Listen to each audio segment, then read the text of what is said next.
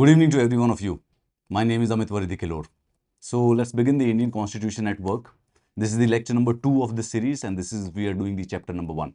जैसा कि मैंने आपको लास्ट वाले लेक्चर में समझाया था कि हमें बेसिकली दो बुक्स हैं जो कि यूपीएससी प्रीलिम्स के लिए करनी पड़ती है पॉलिटी के लिए, that is the M Laxmikanth जो भी लेटेस्ट एडिशन हो, और एनसीईआरटी की class 11 Indian constitution at work.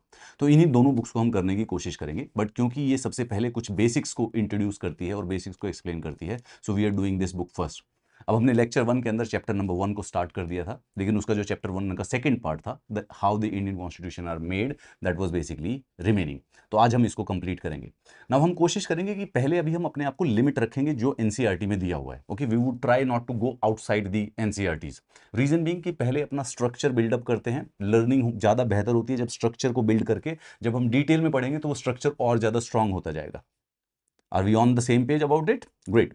So let's see how the Indian Constitution was made. तो इसके अंदर एक छोटी सी इंट्रोडक्शन दी हुई है कि इंडियन कॉन्स्टिट्यूशन बना कैसे था। फॉर्मली कॉन्स्टिट्यूशन एक कॉन्स्टिट्यूएंट असेंबली ने बनाया था which was elected for the undivided India. Undivided India का मतलब भाई हमारा जो देश की आज़ादी है, हमारे देश की आज़ादी हुई थी 15 अगस्त 15 अगस्त 1947। तो इससे पहले जो इंडिया था उसको अनडिवाइडेड इंडिया कहते हैं। इसके बाद भारत का विभाजन हो गया दो देशों में, इंडिया और पाकिस्तान में। नाउ ब्रिटिशर्स 1946 में प्लान करने लगे थे कि यहां से भारत को अगर छोड़ के जाते हैं तो करना क्या होगा। So in 1946 to ensure that they sent something which is called as a cabinet mission plan to India. Cabinet mission plan का मतलब होता है कि ब्रिटिश कैबिनेट के, यानी कि ब्रिटेन की जो गवर्नमेंट थे उसके 3 बड़े बड़े मिनिस्टर्स जो थे वो इंडिया भेजे गए थे to resolve the certain issues. Now this 3 people, ये जो कैबिनेट मिशन प्लान में जो 3 लोग आए थे, एक का नाम था सर स्टैफोर्ड क्रिप्स, दूसरे का नाम था एवी अलेक्जेंडर और एक का नाम था पैथनिक लॉरेंस। इन तीनों ने एक प्लान सजेस्ट किया कि let's make a constituent assembly, एक संविधान सभा बना देते हैं। Will leave and then that's संविधान सभा जो है वो कॉन्स्टिट्यूशन बना लेगी, और जब तक कॉन्स्टिट्यूशन नहीं बनता वो बेसिकली देश के पार्लियामेंट की तरह भी एक्ट कर लेगी। सो ये सजेशन दिया। नाउ रिमेंबर दिस कि 1947 से पहले जो ब्रिटेन वाले ब्रिटिशर्स जो थे, जो इंडिया को कंट्रोल करते थे, वो 2 तरीकों से करते थे। There were 2 types of administrative units in India. India का एक भाग आता था जिसको कहते हैं provinces, British provinces. These were those areas जो कि ब्रिटिशर्स डायरेक्टली कंट्रोल करते थे। यहाँ पे एडमिनिस्ट्रेशन ब्रिटिशर्स का चलता था, यहाँ पर लॉज ब्रिटिशर्स के लगते थे, यहाँ पर ब्रिटिशर्स के जो गवर्नर और गवर्नर जनरल और वॉइस रॉय होते थे वो इसको रन किया करते थे। This was basically what was called as the British India.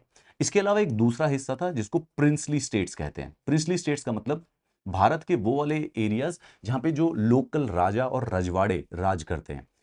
In princely states का डे टू डे एडमिनिस्ट्रेशन जो है वो राजाओं के या प्रिंसेस के द्वारा चलाया जाता था, परंतु इन सब ने, सारे राजाओं ने बेसिकली सब्सिडरी अलायंस साइन कर रखा था ब्रिटिशर्स के साथ। सो इन इफेक्ट जो फॉरेन पॉलिसी थी या जो डिफेंस था या जो एक्सटर्नल अफेयर्स थे, वो जो इंपॉर्टेंट चीजें थी वो ब्रिटिशर्स हैंडल करते थे, पर वो दिन प्रतिदिन का जो डे टू डे एडमिनिस्ट्रेशन होता था वो बेसिकली राजा और रजवाड़ों के द्वारा चलाया जाता था। तो ये 2 हिस्से थे देश के। पूरा का पूरा हिस्सा एक प्रकार से ब्रिटिशर्स के हाथ में आता था, but this was directly under the control, और ये एक प्रकार का इनडायरेक्ट कंट्रोल प्रिंसली स्टेट्स पे रखते थे। सो ब्रिटिशर्स ने एक सिंपल सा फॉर्मूला लगाया कि जो पॉपुलेशन है उसके प्रोपोर्शन में हम लोग चुन लेते हैं। इन 1946 इंडिया की जो पॉपुलेशन थी वो 38 करोड़ 90 लाख के करीब थी। सो इन्होंने एक सजेशन दिया कि एक काम करते हैं, 389 लोगों को चुन लेते हैं जो कि एक कॉन्स्टिट्यूएंट असेंबली बन जाएगी। ठीक है, 389 में प्रोविंसेस जो थे, जो ब्रिटिशर्स डायरेक्टली कंट्रोल करते थे, यहां से 296 लोगों को चुना जाना था। तो इन्होंने कहा कि हम यहां पे इलेक्शन करवा देंगे, तो जो प्रोविंशियल असेंबलीज बनी हुई थी उन्हीं के लोग बेसिकली इन 296 लोगों को इलेक्ट कर देंगे। और क्योंकि ये प्रिंसली स्टेट्स जो राजा या रजवाड़ों की जगह थी, यहां पर इलेक्शंस पॉसिबल नहीं थे, तो इन्होंने कहा कि जो बाकी के बच्चे 93 सीटें हैं उनके अंदर नॉमिनेशन कर दिए जाएंगे इन प्रिंसली स्टेट्स के राजा रजवाड़ों के द्वारा। पॉपुलेशन के प्रोपोर्शन में ये सीटें बांट दी गई। तो ये वाले जो इलेक्शंस थे ये 1946 में कर दिए गए। जब ये प्रपोजल दिया गया था तो उस समय देश के अंदर 2 बड़ी पॉलिटिकल पार्टी थी, इंडियन नेशनल कांग्रेस और मुस्लिम लीग। दोनों के दोनों ने at that given point of time ये प्रपोजल एक्सेप्ट कर लिया। दोनों के एक्सेप्टेंस के बाद ये इलेक्शन करवाए गए और ये 296 लोगों को इलेक्ट कर लिया गया। अभी के लिए ये भी जानना जरूरी है कि ये 296 लोगों में से 208 सीट्स जो थे इलेक्शंस के बाद कांग्रेस जीत गई, तो यानी कि कॉन्स्टिट्यूएंट असेंबली में कांग्रेस के 208 लोग आ गए। इसमें से 73 सीटें जो थी वो मुस्लिम लीग जीत गई, यानी कि 296 लोगों में से मुस्लिम लीग के 73 आदमी आ गए, और बाकी जो 15 थे वो इंडिपेंडेंट और मिसलेनियस थे। तो इस प्रकार से ये इलेक्शन के द्वारा ये दोनों की दोनों पॉलिटिकल पार्टी स्ट्रांग बन गई।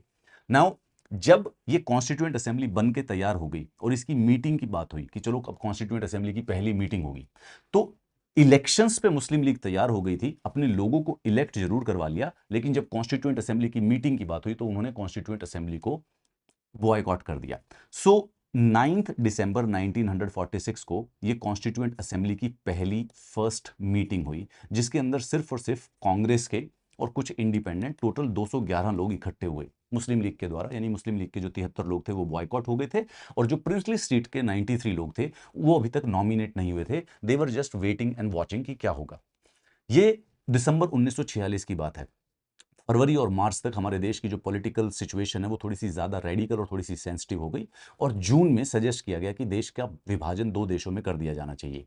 जो वो विभाजन का आइडिया था वो 3 जून 1947 को प्रपोज किया गया था by lord Mountbatten. Lord Mountbatten उस समय हमारे देश के वाइसरॉय थे।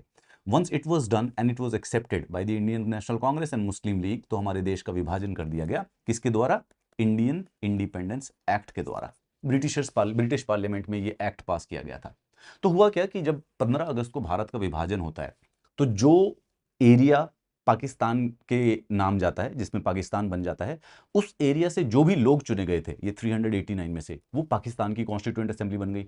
और जो एरिया भारत के हिस्से में आया था, वहां से जो भी लोग चुने गए थे, वो भारत की कॉन्स्टिट्यूएंट असेंबली बन गई। So it reassembled as new constituent assembly for the divided India on the 14th of August 1947, the divided India which is our present India. तो इनके मेंबर इनडायरेक्ट इलेक्शन से चुने गए थे by the members of the provincial legislative assemblies under the government of India act. तो ये जो provinces हैं, इसमें जो ये 389 में से 296 लोगों को चुनना था, इनके इलेक्शंस हुए थे। कैसे इलेक्शंस हुए थे कि भाई ये जो प्रोविंसेस हैं, इनमें असेंबलीज इलेक्ट की जाती थी 1935 वाले एक्ट की प्रोविजंस के अकॉर्डिंग, और उस असेंबली के जो लोग थे उन्होंने इलेक्ट कर दिया। इसकी देखो सबसे करेक्ट एनोलॉजी ये है, प्रोविंसेस का मतलब जैसे स्टेट, जैसे महाराष्ट्र एक स्टेट है, तो उसी प्रकार से at that time Bombay was a province. जैसे तमिलनाडु एक स्टेट है, तो ब्रिटिशर्स के समय में मद्रास वाज अ प्रोविंस। तो ऐसे ऐसे प्रोविंसेस में, जैसे आज हम विधानसभा के इलेक्शन कराते हैं, तो ब्रिटिशर्स भी 1935 के बाद वहां पर प्रोविंशियल लेजिस्लेटिव असेंबली के इलेक्शंस करवाते थे। तो प्रोविंशियल लेजिस्लेटिव असेंबली के वहां पर एक प्रकार से एमएलए जो होता है आज का, उस प्रकार के लोग चुने जाते थे। तो इमेजिन कीजिए कि आज के विधानसभा के जो लोग हैं, यानी आज के हमारे देश के जो एमएलए हैं, वो एमएलए मिलके किसी लोग को चुने। उसी प्रकार से 1946 में जो ब्रिटेन के, जो हमारे ब्रिटिश इंडिया की प्रोविंसेस थे, उन प्रोविंसेस के असेंबली के लोगों ने मिलके इन 296 लोगों को चुना। तो एक प्रकार का मतलब इनडायरेक्ट इलेक्शन हुआ। लोगों ने वोट नहीं की थी, रादर प्रोविंशियल लेजिस्लेटिव असेंबली के लोगों ने वोट की थी, जिनको लोगों ने चुना था एक प्रकार से। अगेन यूनिवर्सल अडल्ट फ्रेंचाइज नहीं था, यानी कि जब ये प्रोविंशियल असेंबली के लोगों को चुना गया था, तो ऐसा नहीं था कि देश के सभी जो युवक थे या जो अडल्ट थे वो वोट करने के लिए एलिजिबल थे। कम लोगों को वोट करने की एलिजिबिलिटी थी। तो एक प्रकार से पूरा का पूरा इनडायरेक्ट इलेक्शन था। ये जो असेंबली थी, it was composed along the lines suggested by the committee of the British cabinet, जिसका नाम था कैबिनेट मिशन। तो ये जो कैबिनेट मिशन प्लान के बारे में जो मैं बता रहा था वो मैं आपको बताता हूं। उन्होंने कहा कि हर एक प्रोविंस और हर एक प्रिंसली स्टेट्स में हम सीट्स अलोकेट करेंगे proportional to their respective population. Simple logic ये था कि एक रिप्रेजेंटेटिव 10 लाख लोगों का। तो उसी हिसाब से प्रोविंसेस में लोग बने 292 और प्रिंसली स्टेट्स में बने 93। अब आप कहोगे कि सर आपने तो यहाँ पे 296 बताया था, ये 292 के साथ साथ 4 चीफ कमिश्नर प्रोविंसेस भी होते हैं।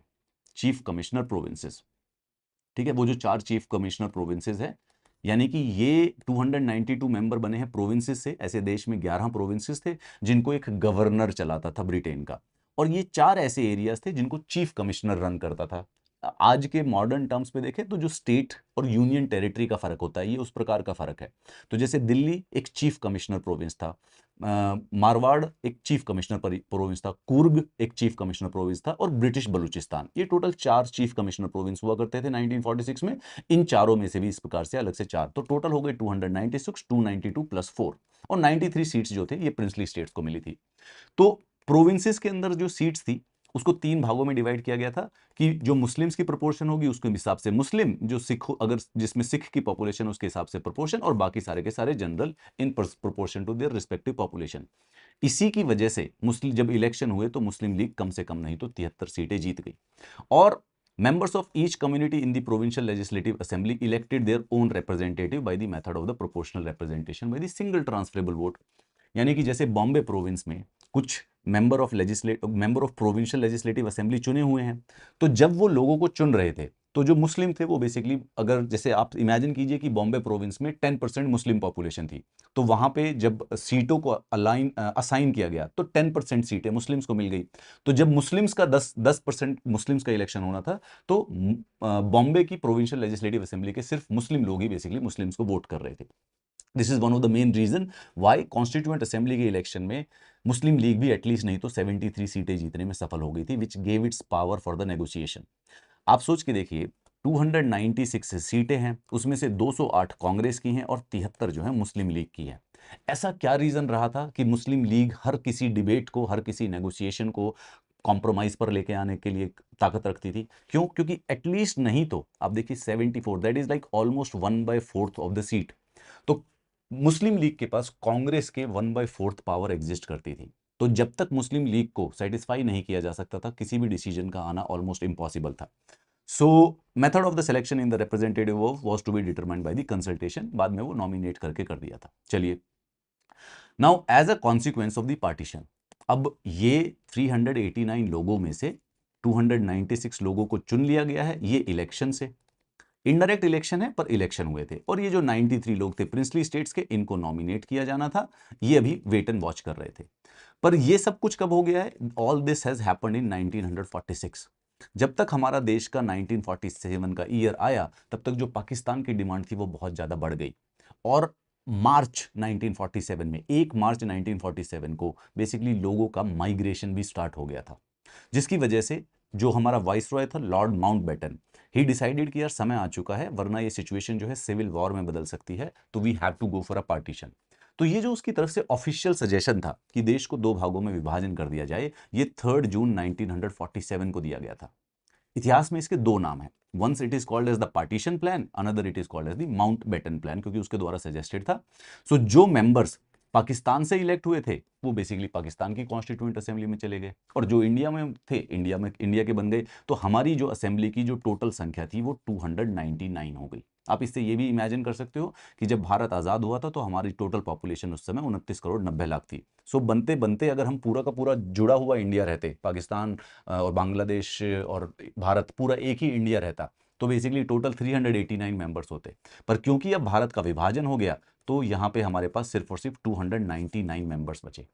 15 अगस्त 1947 को ये हमारी कॉन्स्टिट्यूएंट असेंबली बन गई। And then these are the 299 people जो कि अगले 2 ढाई 3 साल लग के हमारा पूरा का पूरा कॉन्स्टिट्यूशन बनाते हैं।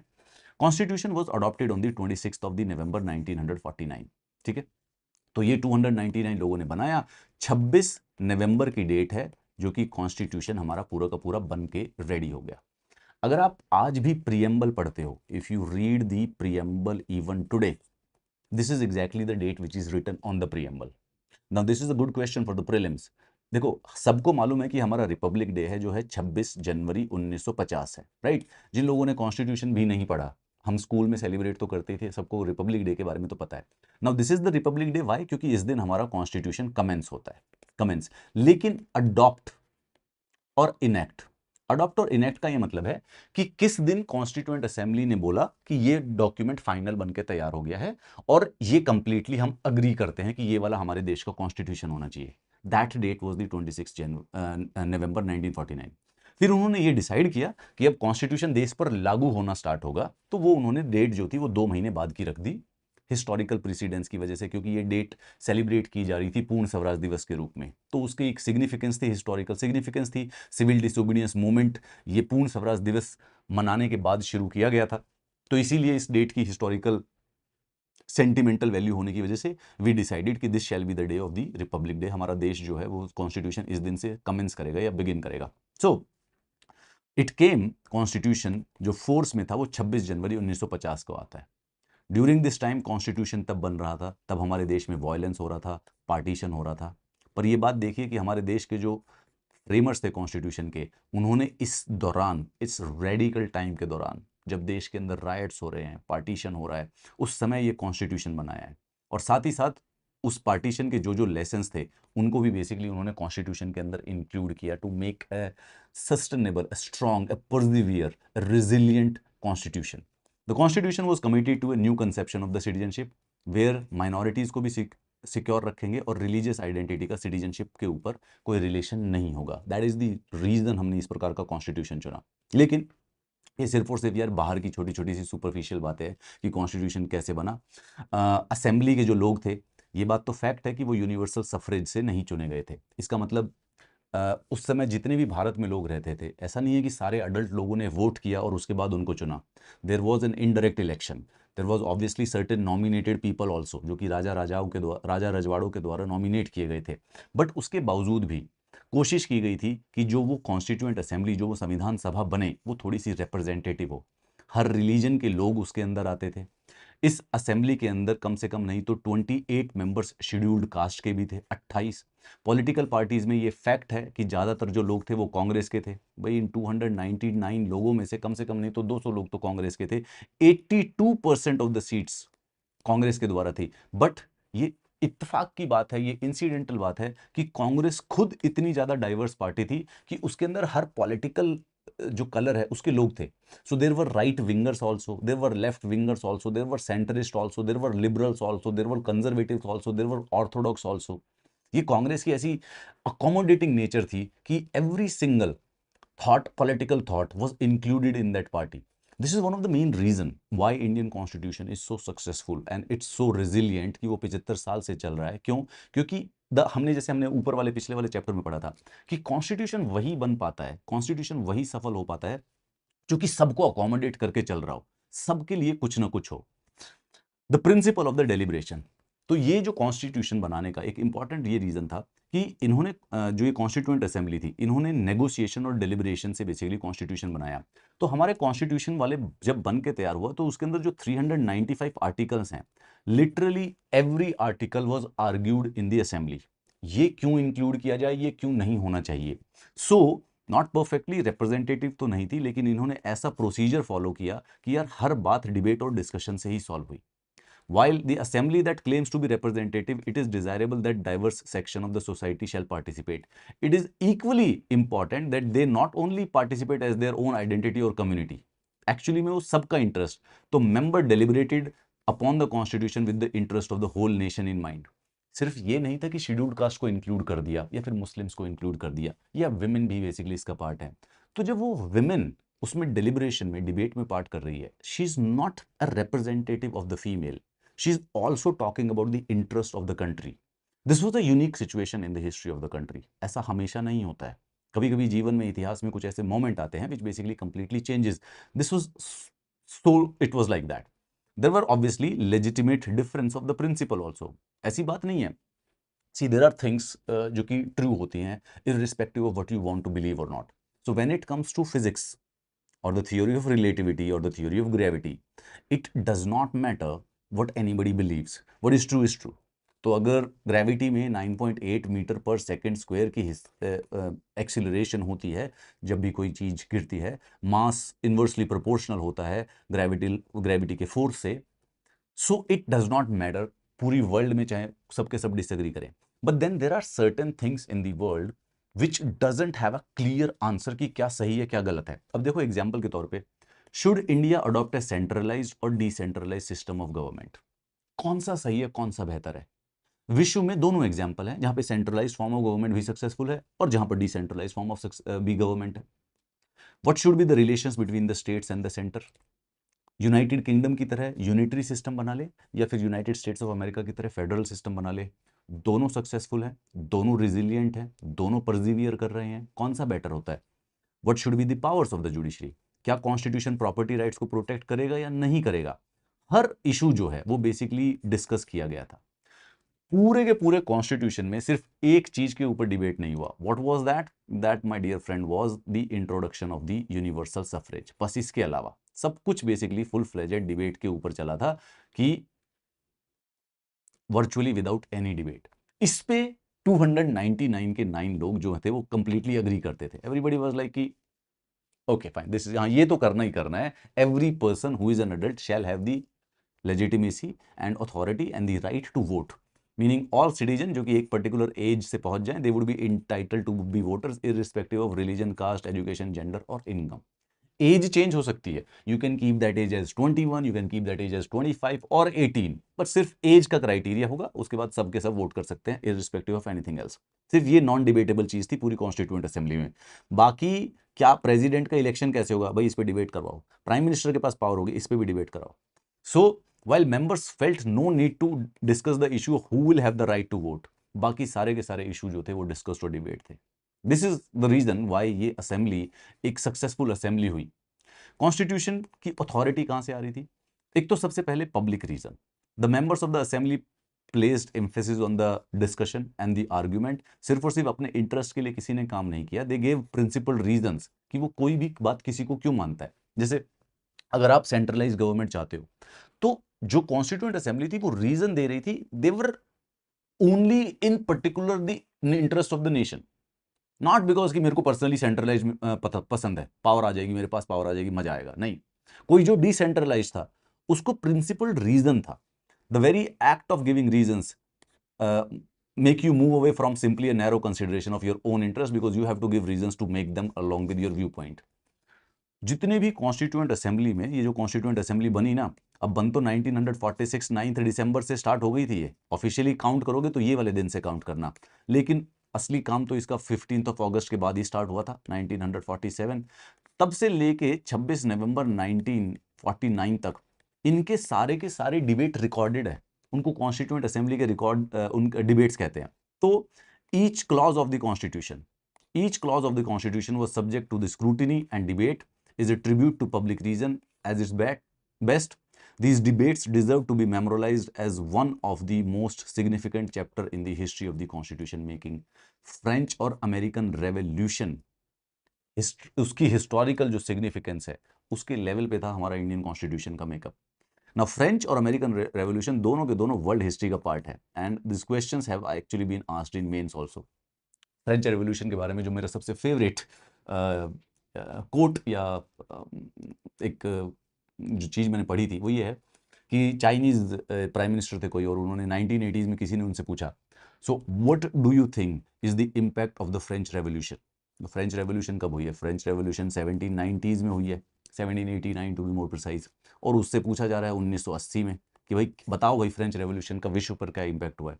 सो the Chinese premier basically said that it's too early to tell, it is so damn influential कि अभी तो दिखना पड़ेगा, अभी तो 500 600 1000 साल के बाद पता चलेगा कि फ्रेंच रेवोल्यूशन का क्या। And I swear to God, and I am not exactly a quoter, मेरे कोट्स को बेसिकली कोई सीरियसली किताब में लिख नहीं रहा है, बट हाउएवर ये जो इंडियन कॉन्स्टिट्यूशन है, I can assure you none of us would be alive, but once the 1000 years would have been passed, and when the humanity will look back, this document, this Indian constitution, what we have right now, would be looked with utmost respect. We have created something unparalleled in the human history. Procedure देखते हैं आइए इसके बारे में, procedure में क्या क्या होता है। The importance of the public reason was emphasized in the mundane procedures. Constituent assembly काम कैसे करती थी? इन्होंने 8 कमेटी बनाई, ठीक है, 8 कमेटी बनाई और एक एक इन पर्टिकुलर इशू के ऊपर काम करना स्टार्ट कर दिया। नाउ किसी कमेटी के मेंबर नेहरू जी थे, किसी के प्रसाद जी, किसी के पटेल जी, बी आर अम्बेडकर जी इन कमेटी के थे। एक सबसे इंपॉर्टेंट कमेटी है जिसको कहते हैं ड्राफ्टिंग कमेटी, उस ड्राफ्टिंग कमेटी के जो मेंबर थे वो थे doctor B R Ambedkar. Now that is why doctor B R Ambedkar is referred as the architect of the Indian constitution, क्योंकि ये मेन कमेटी थी जो कि बेसिकली कॉन्स्टिट्यूशन को डिजाइन कर रही थी। There were not men who agreed with each other, भाई मतलब कि ये सब के सब लोग ऐसे नहीं थे कि एक दूसरे के दोस्त थे। अंबेडकर बिटर क्रिटिक था कांग्रेस का और गांधी का, वो अक्यूजेशन लगा रहे थे कि भाई शेड्यूल्ड कास्ट की अपलिफ्टमेंट के लिए उन्होंने कोई नहीं काम किया। सरदार पटेल जी और नेहरू जी जो डिसएग्री करते थे बड़े सारे से, लेकिन the historical moment was that they were able to basically work together.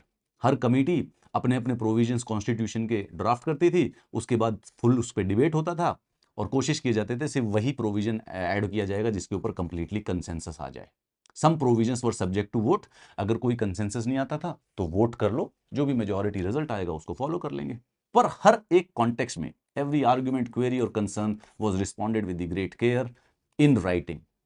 Assembly जो थी मेट फॉर 166 डेज, 166 दिन की मीटिंग्स हुई थी over a period of 2 years and 11 months। और कब से काउंट करूं, मैं बार याद दिला दूं, 9 दिसंबर 1946 से काउंट कीजिएगा टिल दी 26 November। कभी कभी दिमाग ऐसा काम करता है कि भाई शायद कॉन्स्टिट्यूएंट असेंबली ने का जो काम है वो 15 अगस्त के बाद ही माना जाएगा, लेकिन नहीं, this is where it actually begins and this is where it actually ends. So जो ये 2 साल 11 महीने 18 दिन का समय है, ये इस दौरान को काउंट किया जाता है। एक सेकंड रुकिएगा, स्टे हियर।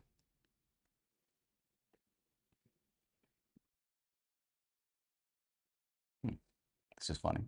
सो कोई भी कॉन्स्टिट्यूशन सिंपली असेंबली से थोड़ी ना बन जाता है। एक्चुअली में जब ये असेंबली काम कर रही थी, तो जो प्रीसीडिंग स्ट्रगल था फ्रीडम का, उसके वो 3-4 डेकेड के जो प्रिंसिपल्स थे ना, वो इस असेंबली को गाइड कर रहे थे। So for the decades preceding the promulgation of the constitution, जो नेशनलिस्ट मूवमेंट है, ये सब क्वेश्चंस पहले डिबेट हो चुके थे, उसी से बेसिकली इनके आइडियाज आए थे। बेस्ट समरी अगर हम देखें तो कैसे पता चलेगा, we can read something which is called as the objective resolution. तो जैसे मैंने आपको बताया भाई, ये 9 दिसंबर 1946 को ये असेंबली पहली बार मिली। तो 4 दिन के बाद 13 दिसंबर 1946 को जवाहरलाल नेहरू जी इस असेंबली के सामने आते हैं और एक डॉक्यूमेंट प्रेजेंट करते हैं which is called as the objectives resolution. क्या नाम है इसका भाई? सिंपल सी बात है, ऑब्जेक्टिव रेजोल्यूशन। ऑब्जेक्टिव रेजोल्यूशन का अगर नाम देखो तो ऑब्जेक्टिव्स रेजोल्यूशन, इस असेंबली के क्या ऑब्जेक्टिव्स होंगे, ऐसे वाला document. This resolution defined the AIIMS of the assembly. ये जवाहरलाल नेहरू जी ने 1946 13 दिसंबर को इस असेंबली के सामने रखा था, और इसी रेजोल्यूशन के अंदर इसके एस्पिरेशंस और वैल्यूज इसमें मेंशन थी कॉन्स्टिट्यूशन के अंदर। Now the thing is this कि देखिए मैं बताता हूं, इस रेजोल्यूशन के बेसिस पर देश का जो हमारा संविधान है उसमें इक्वालिटी, लिबर्टी, डेमोक्रेसी, सॉवरेनिटी और एक कॉस्मोपॉलिटन आइडेंटिटी दी गई। तो हमारा कॉन्स्टिट्यूशन सिर्फ और सिर्फ रूल्स और प्रोसीजर्स नहीं है, रादर एक मॉरल कमिटमेंट है to establish a government that will fulfil the promises that the nationalist movement held before the people. ये ऑब्जेक्टिव रेजोल्यूशंस है। इसमें आप ये समझ लीजिए कि अगर आप एक नई असेंबली बना के बैठे हुए हैं और आपको कल से काम स्टार्ट करना है कॉन्स्टिट्यूशन का, तो उससे पहले आपके पास एक समरी, एक गाइड होनी चाहिए कि क्या करना है। तो जवाहरलाल नेहरू जी के ऑब्जेक्टिव रेजोल्यूशन में ये लिखा हुआ था कि यार एक ऐसा संविधान बनाते हैं जहां पे भारत एक इंडिपेंडेंट सॉवरेन रिपब्लिक बने। एक ऐसा संविधान बनाएंगे जिसमें भारत एक यूनियन होगा, ब्रिटिश इंडियन टेरिटरीज होंगी, इंडियन स्टेट्स होंगी, दे आर विलिंग टू, जो प्रिंसली स्टेट्स भारत का हिस्सा बनना चाहें। Territories forming the union shall be autonomous units. जो भी बेसिकली स्टेट्स होंगी उनको ऑटोनोमी दी जाएगी, यानी कि एक प्रकार का फेडरलिज्म एक्सेप्ट किया जाएगा, फेडरलिज्म का हम कोई सिस्टम बनाएंगे। जितनी भी पावर और अथॉरिटी है ऑफ सॉवरेन इन इंडिया, ये सब लोगों से जनरेट होगी, कोई एक्सटर्नल सोर्स से नहीं होगी, किसी राजा से नहीं होगी, किसी किताब से नहीं होगी, it would be from the people. जितने भी लोग होंगे, ये संविधान बनाने का पर्पस ये है कि हम इन लोगों को सोशल, इकोनॉमिक और पॉलिटिकल जस्टिस दिला पाएं, उनको इक्वल अपॉर्चुनिटी और स्टेटस दे पाएं, उनको लॉ के सामने बराबरी दे पाएं, उनको स्पीच की, एक्सप्रेशन की, बिलीफ की, फेथ की, वर्शिप की, वोकेशन की, एसोसिएशन की, एक्शन की फ्रीडम दे पाएं, subject to law and public morality obviously. Minorities हैं, बैकवर्ड क्लासेस हैं, ट्राइबल एरियाज हैं, इनको एडिक्वेट सेफगार्ड्स मिले ताकि इनको किसी प्रकार से ऑप्रेस ना किया जा सके। भारत की रिपब्लिक की टेरिटोरियल इंटीग्रिटी और इनके सॉवरेन राइट्स को प्रोटेक्ट किया जा सके। And land would make full and willing contribution to the promotion of the world peace and the welfare of the mankind. मतलब नेहरू जी की भौकाली थी। देखो सच्ची सच्ची बात बताता हूँ, मैं वैसे सीरियस होकर पढ़ा रहा हूँ, लेकिन इमेजिन करके चलो अपने आप को जवाहरलाल नेहरू जी की तरह। अब सोचो तुम इतिहास के उस पन्ने पर खड़े हुए हो जहां से तुमको पूरे के पूरे देश को डायरेक्शन देनी है, पूरा का पूरा the Indian civilisation, the oldest civilisation of the world, उसको मोड़ देना, उसको डायरेक्शन देना। और भोकाली में जवाब देखो लड़के ने क्या लिखा है हमारा, the land would make full and willing contribution to the promotion of the world peace and the goddamn welfare of the mankind. This is called as the vision, my fellas. Each of us possesses it. Every man has the capacity to be the Buddha or to Nehru or to Gandhi, पर हम लोग passive हो जाते हैं।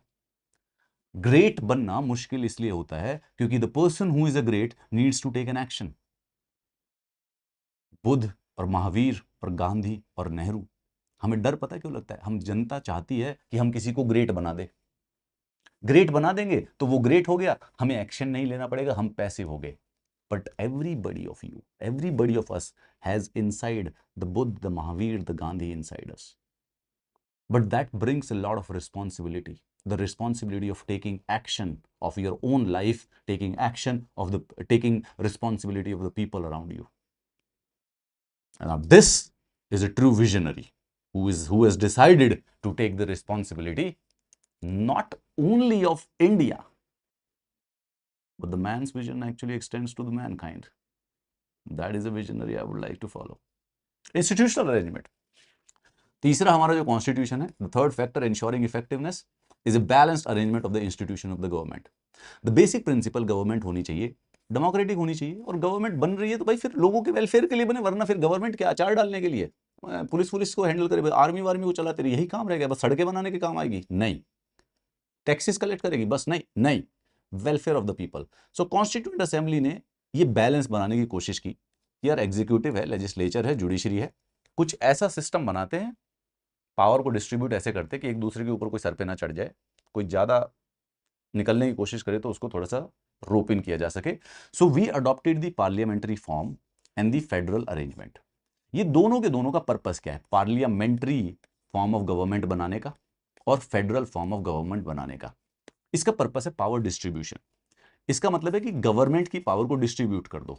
यहां पे horizontal, एक legislature में बांट दो, एक एग्जीक्यूटिव में बांट दो, एक जुडिशरी में, और यहां पे वर्टिकल, एक नेशनल गवर्नमेंट को दे दो और एक स्टेट गवर्नमेंट को दे दो. ये दोनों की दोनों डिस्ट्रीब्यूशन कर दो.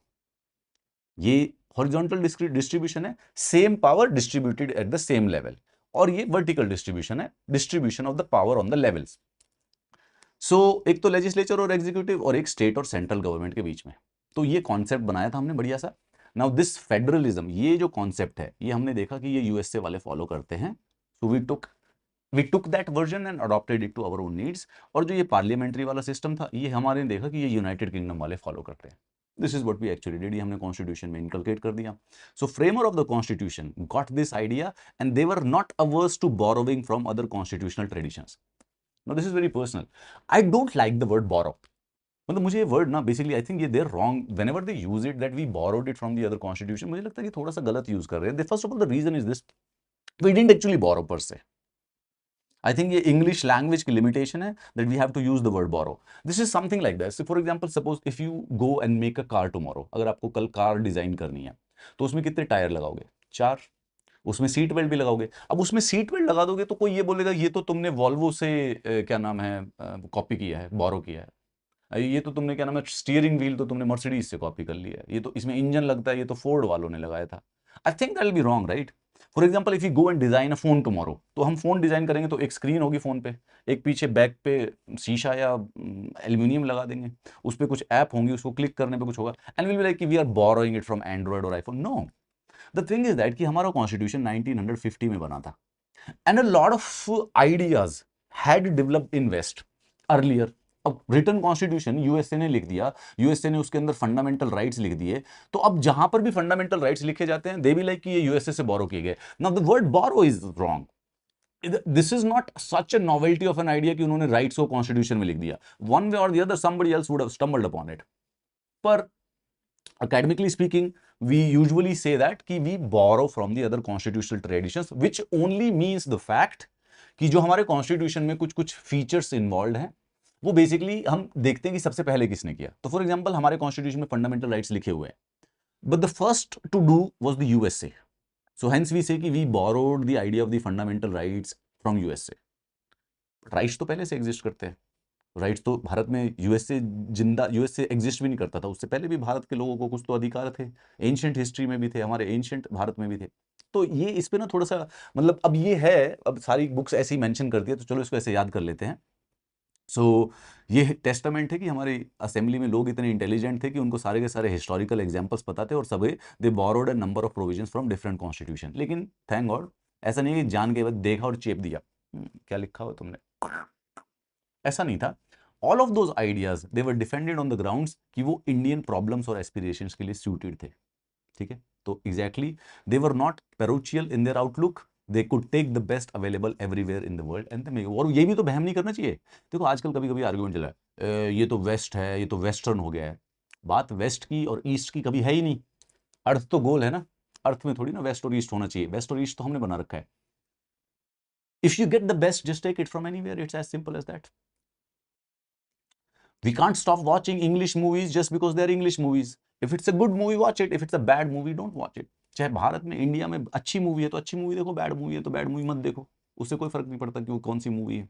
Similarly, the values and the aspirations of the Constitution, the principles of the Constitution, whichever is following the good and best tradition and which is more adaptable or more helpful for us, take it. This is the exact attitude we had.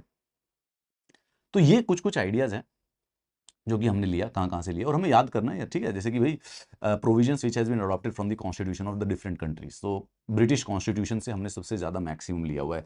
एक तो इसका specific reason ये नहीं था कि हमें Britishers बहुत पसंद थे, ऐसा नहीं था कि हम ब्रिटेन घूमने जाते तो पसंद आया. ये इसलिए किया क्योंकि from last 200 years almost, well to be more precise 190 years specifically, Britishers were basically ruling the country. So when they left, the administrative system that existed was primarily introduced by the Britishers. So first of all it was familiar, और फिर हमने अपने accordingly adopt और कर लिया इसको. तो कुछ कुछ आइडिया जैसे कि फर्स्ट पास द पोस्ट, तो जैसे इलेक्शन का जो सिस्टम है वो हमने यहाँ से ले लिया. ये जो पार्लियामेंट्री फॉर्म ऑफ गवर्नमेंट है ये हमने बेसिकली ब्रिटिशर से ले लिया. रूल ऑफ लॉ का जो कॉन्सेप्ट है, नो रूल ऑफ लॉ का कॉन्सेप्ट ऐसा ब्रिटिशर्स के जन्म दिया हुआ नहीं है. It's not a theory of gravity जो कि न्यूटन ने दी है. इट्स जस्ट दैट कि उसके हिस्टोरिकल प्रेसिडेंस जो हैं वो जनरली इस समय ब्रिटेन में हुए थे, तो इसलिए हम बोल देते हैं कि रूल ऑफ लॉ हमने ब्रिटेन से लिया. इंस्टीट्यूशन ऑफ स्पीकर और रोल, लॉ मेकिंग प्रोसीजर, ये जो प्राइमरली ज़्यादातर सिस्टम थे ये हमने ब्रिटिश कॉन्स्टिट्यूशन से ले लिए. यूएसए का भी इंपॉर्टेंट है, फंडामेंटल राइट्स और जुडिशियल रिव्यू और independence of judiciary. This was basically taken from the United States of America. Then French constitution से ये principles of the liberty, equality और फ्रेटर्निटी, ये हमारे प्रीएम्बल में भी लिखे हुए हैं, ये हमारे दो फंडामेंटल राइट भी हैं. देन आयरिश कॉन्स्टिट्यूशन से हमने लिया directive principles of the state policy. This is given in the chapter 4 of the constitution. Will do it, easy chapter. And then Canadian constitution से ले लिया हमने थोड़ा सा क्वासी फेडरल गवर्नमेंट. अब देखो यूएसए की हमने जो फेडरलिज्म का कॉन्सेप्ट है वो यूएसए से लिया है. Why? Because they were the first country to basically begin it. लेकिन हमने उनका एग्जैक्ट सिस्टम नहीं अपनाया, हमने थोड़ा सा अपना लिया कनाडा वाला सिस्टम. कनाडा का सिस्टम फुल फ्लेजेड फेडरलिज्म नहीं है, क्वासी फेडरल है. क्वासी का मतलब होता है सेमाई, थोड़ा सा फेडरल, थोड़ा सा नहीं, थोड़ा सा है, ठीक है. तो मतलब कि है तो फेडरलिज्म लेकिन थोड़े से चेंजेस कर रखे हैं हमने. तो हमने भी फेडरलिज्म सिस्टम बनाया है, लेकिन हमारे यहाँ पे सेंट्रल गवर्नमेंट ज्यादा स्ट्रांग है. फेडरलिज्म का मतलब क्या होता है? The distribution of power in the national and the state government. तो जनरली स्पीकिंग यूएसए का फेडरलिज्म ऐसा है कि दोनों के पास इक्वल पावर है, दोनों की दोनों ना बराबर की हैं. स्टेट वालों के पास भी फुल फ्लेजेड पावर एग्जिस्ट करती है, नेशनल वालों के पास भी फुल फ्लेजेड पावर एग्जिस्ट करती है. वी अडॉप्टेड दिस, ये हमने भी कर दिया. हमने भी कुछ पावर नेशनल गवर्नमेंट को दे दी और कुछ पावर बेसिकली स्टेट गवर्नमेंट को दे दी. बट हमने यहाँ पे थोड़ा सा चेंजेस किया. हमने नेशनल गवर्नमेंट को थोड़ा सा ज्यादा पावरफुल बनाया और स्टेट गवर्नमेंट को थोड़ा सा उससे कम पावरफुल बना रखा है. सो ये हो गए फुल फ्लेजेड फेडरलिज्म. हमारा हो गया थोड़ा सा क्वासी फेडरलिज्म, कि है हमारे यहाँ पे सेम सिस्टम पर यूनियन गवर्नमेंट या जो नेशनल गवर्नमेंट है थोड़ी सी स्लाइटली ज्यादा पावरफुल है. The idea of the residual power. Residual का मतलब है देखो जो पावर कॉन्स्टिट्यूशन में लिख दी वो तो ठीक है, जो नहीं लिखी उनका क्या. तो जो कॉन्स्टिट्यूशन में पावर नहीं लिखी हुई है इत्तेफाक से, जैसे कि हम भूल गए थे या फिर हमें उस समय याद नहीं था या फिर कभी बाद में जरूरत पड़ जाए, तो वो हमने नेशनल गवर्नमेंट को दे दी, स्टेट गवर्नमेंट को नहीं. यूएसए वालों ने क्या कर रखा है, वो स्टेट गवर्नमेंट को दे रखी है. तो अलग अलग सिस्टम है, कोई ऐसा अच्छा या बुरे वाली बात नहीं है. Depending on what you want to choose you can choose which is a better shirt, a black shirt or a white shirt. Some people can have preference. हो सकता है अमेरिका वाले बोले भाई व्हाइट वाली ज्यादा पसंद है, ब्रिटेन वाले बोले ब्लैक पसंद है. आपकी भी खुद की पर्सनल प्रेफरेंस हो सकती है. बट सपोज करो कि किसी दिन कहीं पर जा रहे हैं और ब्लैक नहीं मिली, तो you can wear the white one also. It's just about the preference. There's no good, there's no bad. You just adopt according to the situation. So this is what the Indian Constitution is. तो देखिए भाई, जरा देखिए ज्ञान पढ़ते हैं हमारा. It is a tribute to the wisdom and the foresight of the makers of the Constitution that they presented to the nation a document that enshrined the fundamental values and the highest aspirations shared by the people. This is one of the reasons why this most intricately crafted document has not only survived but become a living reality when so many other constitutions have perished with the paper they were first written on. क्या कटाक्ष मारा गया भाई. देखो एक तो बात है, पोइट्री तो पूरी कर देती है कभी कभी एनसीईआरटी वाले, इतनी भोकाल लाइन को फिर दोबारा से पढ़ना पड़ता है. Now, this is one of the reasons why this most intricately crafted document has not only survived but become a living reality when so many other constitutions have perished with the paper they were written on. God damn, this is poetry. So, India का जो constitution है वो बहुत ही unique document है. ठीक है, उसके बाद वो एग्जाम्पल भी बना। जैसे हम कहते हैं कि यूएसए का कॉन्स्टिट्यूशन से हमने फंडामेंटल राइट लिए, फिर इंडियन कॉन्स्टिट्यूशन एक सिंबल बन गया दूसरों को इंस्पायर करने के लिए। साउथ अफ्रीका का जो कॉन्स्टिट्यूशन है, it has been in large manners inspired by Indian constitution. The main purpose जो कि हमें 3 साल का समय लगा था इसको बनाने के लिए, वो था कि हम वो बैलेंस लाना चाहते थे हमारी कॉन्स्टिट्यूंट असेंबली, कि इस कॉन्स्टिट्यूशन के जो कॉन्स्टिट्यूशन जिन जिन इंस्टीट्यूशंस को क्रिएट करे वो हैपहैज़र्ड ना हो, टेंटेटिव ना हो, पर लंबे समय तक चले। This is the constitution we need to study. अब अगर सच्चे अच्छे यूपीएससी एस्पिरेंट हो तो ये नीचे जो एनसीईआरटी के नीचे जो एक्सरसाइज दी होती है ना, इनको करना पड़ेगा। नहीं करोगे तो लगेगा कोई फायदा नहीं होगा, फिर फायदा नहीं है, वो प्रीलिम्स फिर 2 नंबर से रह जाएगा। देखें, which of this is not a function of the constitution. चलिए, बहुत आसान है, सिंपल सा क्वेश्चन है ये। अब देखो, ये आपको लग रहा है ये आसान क्वेश्चन है, ये प्रीलिम्स में पूछ लो, इसको करेगा कर कौन कैसे पाएगा? It gives a guarantee of rights to citizen. Yes. It marks out different spheres. Yes. It gives expression to some shared value. Yes. This is not the function. It ensures that good people come to power. That is not under the domain of the constitution. That has to be done by us. वो हमारी responsibility है कि सही लोगों को power दी जाए। चलो आज ये फिलोसफी नहीं मारेंगे भैया, विच उसका भी it comes later. Which of the following is a good reason to conclude that the authority of the constitution is higher than that of parliament? कि भाई कॉन्स्टिट्यूशन एक्चुअली में पार्लियामेंट से ऊपर है। क्या रीजन है? Constitution was framed before the parliament came into being. कोई खास इंपॉर्टेंस नहीं है। The constitution makers were more eminent leaders than the members of parliament, which is true but not exactly the reason. The constitution specifies how parliament to be formed and where are powered. This is it. Constitution can not be amended by parliament. It can be. ये तो सही, ये गलत statement है, तो ये तो होगा ही नहीं। This is stuck. कॉन्स्टिट्यूशन खुद बताता है कि पार्लियामेंट कैसे बनेगा और उसकी पावर्स क्या हैं, तो obviously that means the constitution is superior.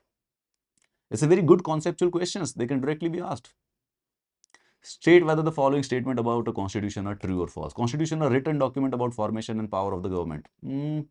Yes, true. Constitution exists and are required only in democratic countries. False. Non democratic countries में भी लिखे जा सकते हैं, उससे क्या फर्क पड़ता है? Constitution is a legal document that does not deal with the ideals and values. False. Constitution give its citizens a new identity. Kind of a true. It does give it. State whether the following inference about the makeup are correct or incorrect. Give reasons. The Constituent Assembly did not represent the Indian people since it was not elected by citizens. अब हमें इससे disagree करना है. This is incorrect, right? And we have to give the same reasons जो कि अभी हमने पढ़े हैं. कि Constituent Assembly, though it was indirectly elected, represented all the sections of the society. It had the scheduled caste member, it had the women, it had the minorities, it was dominated by the Congress, but the Congress itself had almost every shade of the political spectrum. Constitution making didn't involve any major decision since there was a general consensus. No, incorrect. बकवास है. It was done by the debate and the deliberation, except probably one universal little franchise. Every point in the Constituent Assembly was discussed. There was little originality in the Constitution for which it was borrowed from the other countries. Now, ये भी गलत statement है. This is also incorrect. It is right to say that we have borrowed from the other constitution, but it does not mean that we are not original. We adapted the best practices. अब देखो एक बात बताओ, जैसे अगर आप अगले साल यूपीएससी टॉप कर गए, अगले साल आईएएस बन गए, आईपीएस बन गए, तो कोई ये थोड़ी ना कहेगा कि भाई दूरी शेट्टी जी के, या फिर बेसिकली क्या नाम है, किसी के मतलब टॉपर है हमने ईरा सिंगल के, या फिर कौन हो गए और बड़े सारे से टॉपर आते रहते हैं यार, हैं, या फिर शक्ति दुबे की एडवाइस से आप आईएएस बन गए। नो, आप उनसे बेस्ट प्रिंसिपल्स लोगे, उनको लाइफ में फॉलो करोगे, बनोगे तो खुद ही। गाइड से, मेंटर से, गाइड मेंटर से बता तो सकता है। So other constitution ended up acting as a light house. हमारा रास्ता लाइट किया गया था, रोशनी थी हमारे पास दूसरे कॉन्स्टिट्यूशन की, बट चल के हम खुद गए थे। तो ऐसा नहीं है कि हम ओरिजिनल नहीं थे, we were. Give 2 examples each to support constitution was made by credible leaders who commanded people's respect. Jawaharlal Nehru और बी आर अम्बेडकर जी का एग्जांपल देते हैं। Constitution has distributed power in such a way as to make it difficult to subvert it. दोनों की दोनों बात बता देना, पार्लियामेंट्री गवर्नमेंट सिस्टम और federalism. You can explain the constitution is the locus of people hopes and aspirations. पूरा का पूरा प्रीएम्बल लिख देना इसके अंदर। Why is it necessary for a country to have a clear demarcation of powers and responsibility in the constitution? What would happen in the absence of such a demarcation? ये वाली बात हो जाएगी यार। पावर डिस्ट्रीब्यूटेड रहती है तो basically सारे के सारे जो इंटरेस्ट हैं वो प्रोटेक्टेड रहते हैं। एक एक्स्ट्रा कोई group of people would not be able to subvert it. Constitution are not subverted by the people, rather by some group of people, by some vested interest. लोग तो शांति प्रिय लोग होते हैं ना, वो क्यों माथापच्ची करेंगे? Why is it necessary for constitution to place limitation on the rulers? Can there be a constitution that gives no power at all to the citizens? अब देखो, सबसे पहले there can be a constitution जिसमें citizens के पास कोई power नहीं हो, but that would not be a good constitution. Why is it necessary for a constitution to place limitations on the rulers? Why? Because rulers change होते हैं, and if one ruler go rogue, तो फिर उसको बचाने के लिए citizens shall be protected. There is a possibility कि the people who are in legislature, people who are in government can sometimes misuse their power against the citizen itself. So no? Great.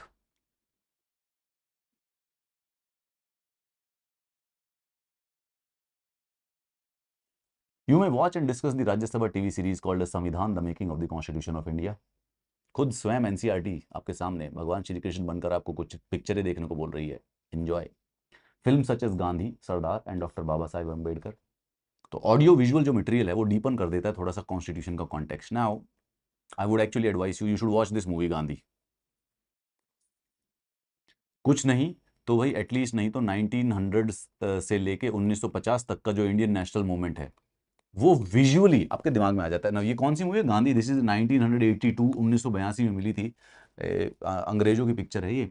Oscar जीती थी 8 Oscar. तो देखते वक्त थोड़ी सी boring लगेगी but अच्छी है. मतलब देखेंगे थोड़ा सा बोर हो जाओगे. आई एम नॉट सेइंग ये अच्छी. अगर अच्छी पिक्चर देखनी है तो मिशन इम्पॉसिबल फॉल आउट. ठीक है. इफ यू वांट टू से सर कोई बढ़िया सी मूवी बता दो मजा आ जाए देख के, तो यार मिशन इम्पॉसिबल फॉल आउट. ठीक है. फन मूवी देखनी हो तो, या फिर रोग नेशन देख लो, या फिर घोस्ट प्रोटोकॉल देख लो. ठीक है. Mission impossible, rogue nation, ghost protocol, वो देख लो. ठीक है. But if you want to learn modern history पढ़नी है, मॉडर्न हिस्ट्री में यार ये मूवी देख लो गांधी. मैं तो कभी कभी जब क्लासेस लिया करता था पी2आई में, मैं ये मूवी ही दिखा देता था 2-3 सीन. दांडी मार्च को असली में समझोगे तो पिक्चर देख लो ये वाली. 3 घंटे की पिक्चर है, बहुत बोर करेगी. आई am not a supporter of the movie. Bore होने का संभावना है, लेकिन सबटाइटल लगा के देखो तो थोड़ा सा याद हो जाएंगी चीजें. मॉडर्न हिस्ट्री अच्छी तरह से, गांधी से रिलेटेड जो जो चीजें वो याद हो जाएंगी. Which is what our purpose is. उसके बाद ये वाला क्या नाम है, संविधान वाली जो सीरीज है, ये वाली सीरीज भी देख लोगे तो चीजें बड़ी अच्छी अच्छी तरह से याद हो जाएंगी. Again during the free time, right? Alright, let's see. Tomorrow we'll do the lecture number 3 and we are going to do the chapter number 2 of this series. ये जो पूरी की पूरी series है, this will probably take just 5 to 6 days, and the moment we are done with that, we'll actually start with the Lakshmikant, right? That is it. Hopefully I'll actually start it beforehand only अगर ये मुझसे record हो गया तो. Okay. Please like, share and subscribe. I feel very cringy while saying it, but I've been advised कि sir बोल दीजिए बच्चे भूल जाते हैं. Is that so? Do you people forget that you have to like the videos and subscribe the channel? I really do not know how to do that, क्योंकि पहले मैं एक बड़े चैनल पे काम करता था जहाँ पे मुझे ऐसा बोलने की जरूरत नहीं पड़ती थी. पर अभी तो मैं अकेला ही हूँ ना. सो आई हैव बीन टोल्ड कि सर आप जब भी वीडियो खत्म करें तो अपने बच्चों को बता दीजिएगा कि they should like, share and subscribe, because they want to do it but they usually forget. To you. And if you do, well then like, share and subscribe.